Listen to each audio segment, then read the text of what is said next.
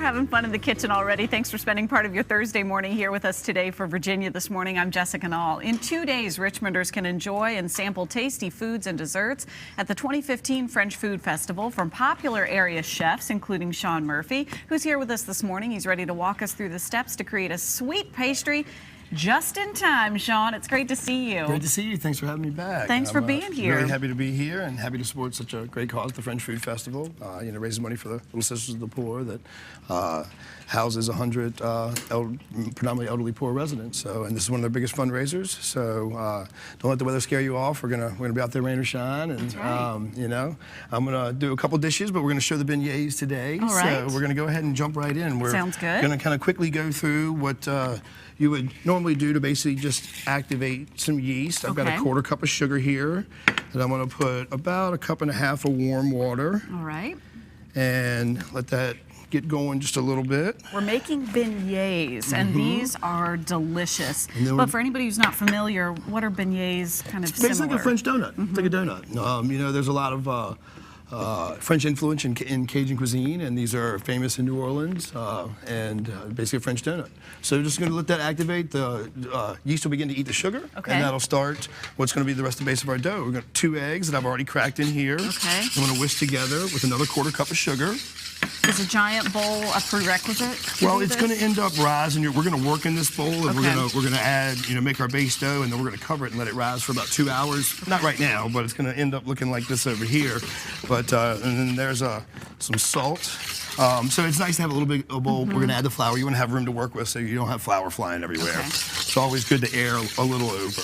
And a little sweetened condensed milk here. Ooh, okay. And we're going through this pretty quick. Oh, yeah, that'd be great. Okay. Thank you. Yeah, this stuff is thick. Anything I can do to get the beignets on the plate, that's, I'm happy to do it. Yeah. Sweetened condensed milk, okay. Fantastic. And Sean, you are very familiar with doing French and French-inspired foods right here in Richmond. I am. I was classically French trained and ran a Cajun restaurant for a little while, and I've been a part of this food festival for 5 years. There's a lot of new, great chefs and restaurants involved. I was actually the first one to kind of come aboard with Chef Paul Ebling that started the festival 7 years ago. After he did a big dinner for the Little Sisters at La Petite France, and once he retired and sold that, he started this festival. So it's great to be a part of it. I'm doing gumbo and shrimp and grits out there as well. Ooh la la. So, or should we say très magnifique? This would normally give it a little more time to activate, about 10 minutes or so. Okay. But you can see it kind of already thickened up there. It already started to thicken up a little bit. You can even see some of the bubbles here on the top. If you were in an ideal situation, how long would you let that go? About 10 minutes. Okay. Yeah, you'll see it start to activate pretty quick. Okay. And again, you would want to probably start it in something, a small bowl, but then put it in something like that, a little plastic bowl, and then put it in something a little larger to rise. Okay. Before it has a chance to do all of its activity. So once we get that, we start working some flour in. You're going to put about 8 cups of flour in total. Once you get about 5 in there, you can kind of move the whisk out and just start working it in until you have a dough. Basically, it doesn't stick to itself. Put a little oil in the bowl, cover it, and let it rise for about 2 hours. Silly question alert. You were doing You'll this end by up with hand. a dough that looks like this. Okay. Yes. I wouldn't want to throw it in the food processor. You need to kind of do this by hand. Yeah, you do. Making the size batch, I'm going to the Little Sisters. Luckily, I'm able to prep in their beautiful kitchen. They have large equipment, so I'm able to do a large batch at one time. But even then, it's a big mixer, and you kind of work still in batches. Yeah. You learn quick if you put too much flour in when it's going too fast. Start slow and then turn it up. Okay. It's a big machine, and it goes flying everywhere. So you'll have a dough that looks something like this.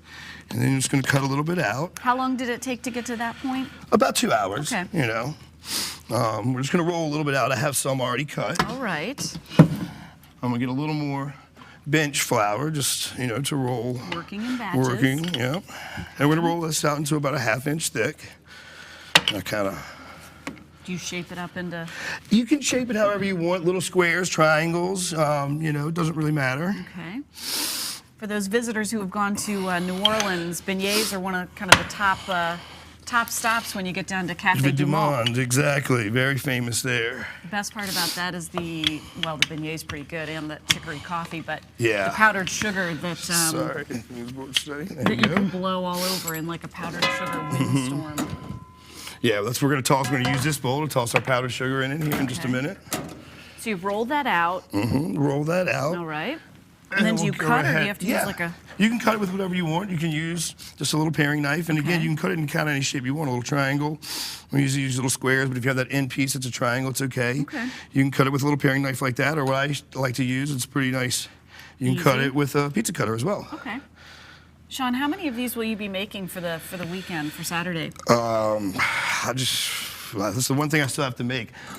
Probably about 2,500. I just made 50 gallons of gumbo and all the grits for the shrimp and grits. And then we're basically just gonna drop in the deep fryer. Okay. And they don't take long at all. You know, 3-4 minutes tops, about 2 or so on each side once they get golden brown. Okay. If you don't have one of these little baskets, you can certainly do this at home with just a little bit of oil, you know, on a stove, on a pot. Okay. Then, you know, again, be careful, and if you don't have a basket, you know, you don't need one, you can just do it loose. Working with hot oil makes me nervous. You do have to be definitely be careful doing this at home. Okay. But it's not. That's why it's a great idea to come out to the French Food Festival. It is. There's going to be. See this gentleman.